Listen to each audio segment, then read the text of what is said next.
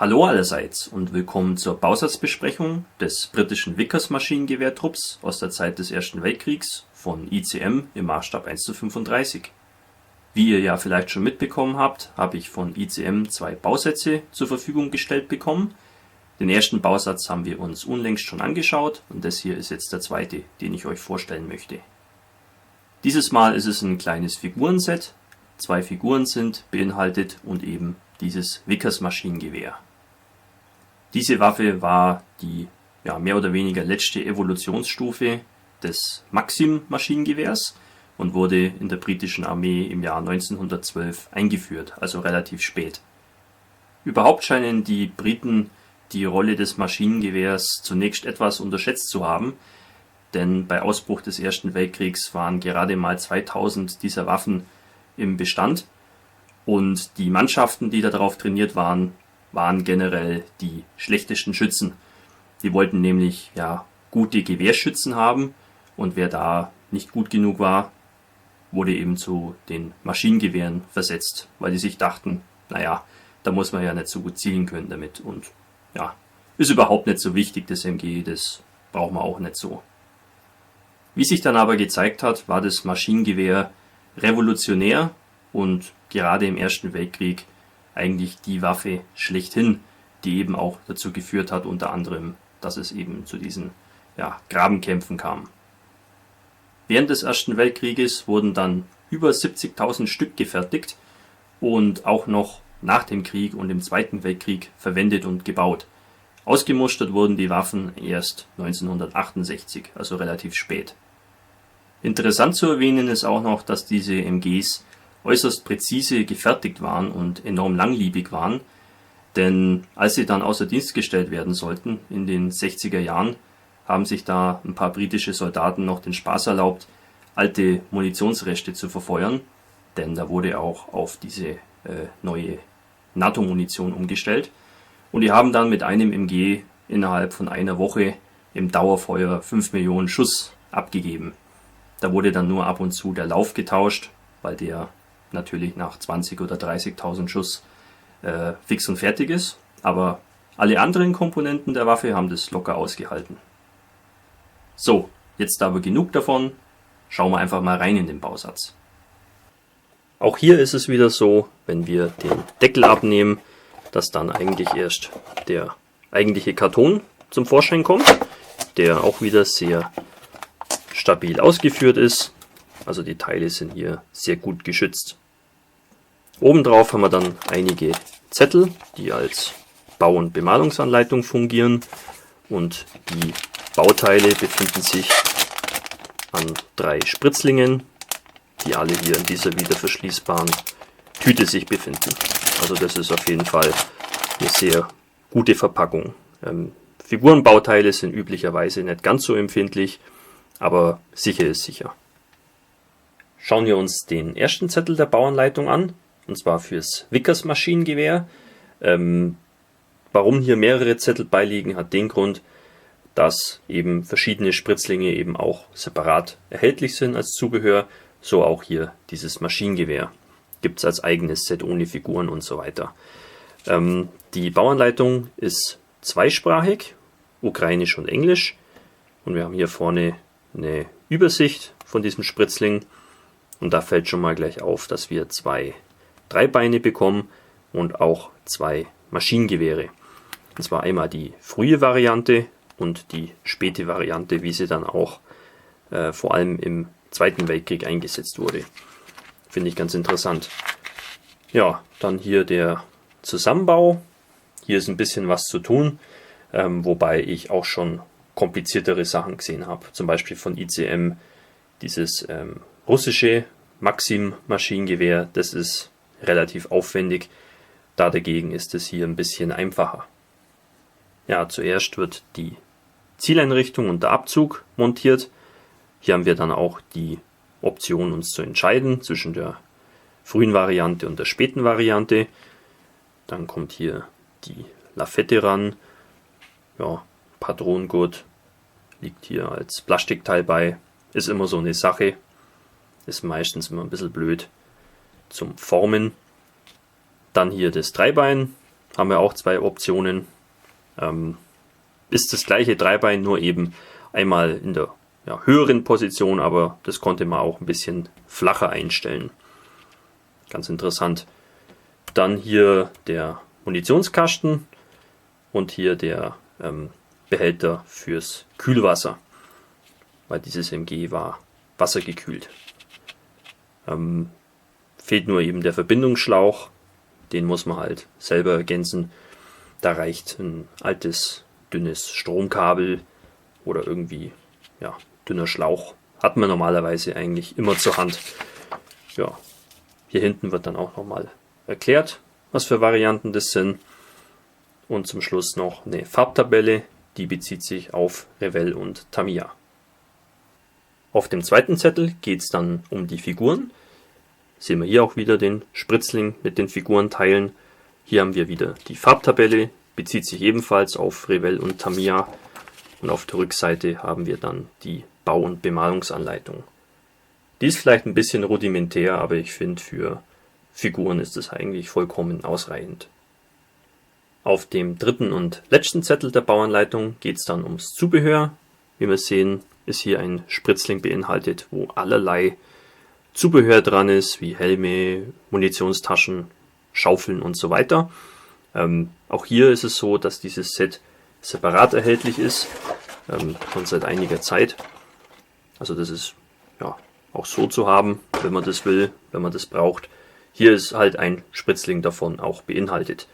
Interessanterweise bezieht sich hier die Farbtabelle nur auf Model Master. Ist ein bisschen komisch, aber ich denke, das ist schon ein bisschen älter, dieses Set. Und da war das noch ein bisschen anders. Und das finde ich sehr schön, was ICM hier macht. Nämlich, zum einen zeigen sie uns, wie man diese Zubehörteile zusammenbaut. Aber wir haben hier unten auch eine Liste, wo wir dann eben auch sehen können, was eben der jeweilige Gegenstand auch darstellen soll. Das finde ich sehr praktisch, da ich persönlich jetzt mich mit der britischen Armee während des Ersten Weltkriegs nicht so besonders gut auskenne. Also sehr nützlich, haben sie gut mitgedacht. Gut, kommen wir jetzt zu den Bauteilen. Hier der Spritzling mit den Teilen fürs Vickers Maschinengewehr. Ja, sieht sehr gut aus. Wenig Verbindungspunkte zum Gießast. Ja, hier ein bisschen Fischhaut, aber das können wir vernachlässigen. Ansonsten kann ich hier keine Makel erkennen. Ja, hier sehen wir die frühe Variante. Da ist hier auf dem Mantel von der Wasserkühlung sind da so Rillen drauf. Später war das eben glatt ausgeführt. Ja, und je nachdem, was man da jetzt draus bauen will, bleibt eben eins über, was eben auch ganz praktisch sein kann. Ich denke, gerade wenn man vielleicht einen Brand Carrier bauen will oder so, da waren oft diese MGs zu finden. Ich weiß jetzt nicht, wie die ausschauen bei den Fahrzeugbausätzen, ob man da vielleicht was ersetzen will, aber ja, hier hätte man auf jeden Fall einen adäquaten Ersatz. Ja, auch hier ein paar Kleinteile. Ja, da gibt es nichts zu bemängeln. Patronengurt. Relativ dünn. Auch flexibel eigentlich. Also ich persönlich habe es noch nie hinbekommen, diese Patronengurte aus Plastik einigermaßen realistisch zu drapieren. Aber vielleicht klappt es hier ein bisschen besser. Sieht auf jeden Fall schön aus. Ja, saubere Arbeit und keine Mängel. Sehr schön. Hier dann der Spritzling mit den beiden Figuren. Auch hier fällt auf, dass nur wenige Verbindungspunkte zum Gießast vorhanden sind. Also das Auslösen und Versäubern sollte hier ein bisschen zügiger von der Hand gehen. Ja, die Hände sind okay. Haben sie eigentlich ganz gut hinbekommen. Hier diese Stoffmützen. Die sieht man vor allem in den Anfangsjahren des Ersten Weltkriegs. Später hatten die Kollegen dann auch Stahlhelme auf. Die liegen ja auch bei diesem Zubehörgießast. Da kommen wir aber noch dazu. Ja, Gesicht. Auch ganz schön, der hat jetzt hier so ein Oberlippenbart. Ja, ein bisschen Grat ist hier schon dran, aber kann man, glaube ich, relativ leicht entfernen. Skalpell und Rundpfeile sollten da eigentlich genügen. Ja, hier der Schütze 2. Was hat der für ein Gesicht? Ja, sieht recht neutral aus. Finde ich aber in Ordnung.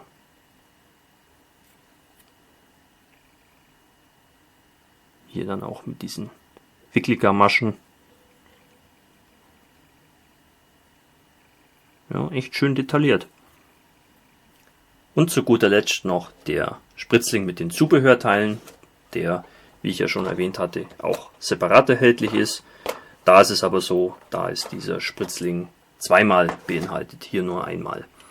Aber das reicht ja vollkommen. Wie man sehen kann, da ist ja viel mehr dran, als man überhaupt braucht für die 2 Figuren. Ja, wir haben hier diverse Waffen, Infetgewehr mit Bajonett schon dran. Auch ohne Bajonett ist es vorhanden. Dann hier diese typischen Brody-Helme. Die sind sehr schön. Kann man auch verwenden, um ja, Figuren aus der Zeit des Zweiten Weltkriegs vielleicht ein bisschen aufzuwerten. Dann haben wir hier so diverse Patronentaschen, ein Lewis MG, eine Drahtschere, Holster und Revolver. Müsste so ein Webley-Revolver sein, glaube ich.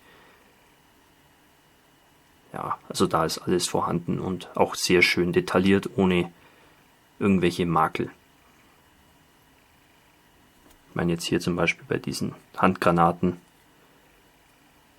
da ist ja sogar dieser Abzugring durchbrochen. Oder hier dieses Fernglas, sieht auch spitze aus. Also das ist wirklich top. Also überhaupt dieses Zubehör, das kann man immer brauchen, wenn man vielleicht ein bisschen mehr zu dem Thema bauen will. Wie gesagt, eignet sich auch für Szenen aus dem Zweiten Weltkrieg. Da hat sich nicht so viel geändert. Also wirklich gut. Auch dieses Figurenset zeigt wieder, dass ICM, wenn es um Plastikfiguren im Maßstab 1:35 geht, zurzeit der Platzhirsch ist. Da kommt kein anderer Hersteller zurzeit richtig ran. Da stimmt einfach alles. Also wir haben viel Zubehör, auch viele Möglichkeiten, wie wir das MG eben bauen möchten. Frühe oder späte Variante und dann eben auch die Position des Dreibeins, die wir uns aussuchen können. Ja, und die Figuren sind auch sehr schön. Also ja, einfach eine rundum runde Sache, genauso wie die anderen Figurensets von ICM, die ich ja schon in der Vergangenheit vorgestellt habe. Also abgesehen vom üblichen Grat, den wir an den Figurenteilen finden, ist es, glaube ich, wirklich eine sauglose Sache und es sollten auch keine Extraarbeiten auf uns zukommen. Die Herausforderung ist bei Figuren natürlich immer die Bemalung und da kann der Hersteller natürlich meistens nicht so viel dafür. Das liegt dann eben an euch, da dann die Figuren schön zu bemalen und die richtig zur Geltung zu bringen. Preislich liegt dieser Bausatz zurzeit im deutschen Handel bei ungefähr 13 Euro. Das finde ich durchaus angemessen für das Gebotene, weil wir da auch so viel Zubehör bekommen. Man muss nämlich sehen, dass dieser Zubehörsatz, wo der Spritzling eben zweimal drin ist, anstatt einmal wie hier, ja im Handel ja auch schon 7 oder 8 Euro kostet. Und auch das Vickers Maschinengewehr ist ja einzeln erhältlich und kostet da ungefähr 9 Euro. Wenn man jetzt da noch rechnet, 4 Euro für 2 Figuren und ja, noch einen Spritzling mit viel Zubehör, da sind eigentlich 13 Euro schon ganz fair, finde ich. Soweit so gut. Das wäre alles zu diesem Figurensatz von ICM. Ich hoffe, euch hat die Bausatzbesprechung gefallen und wir sehen uns wieder im nächsten Video. Euer Hamika Barkas.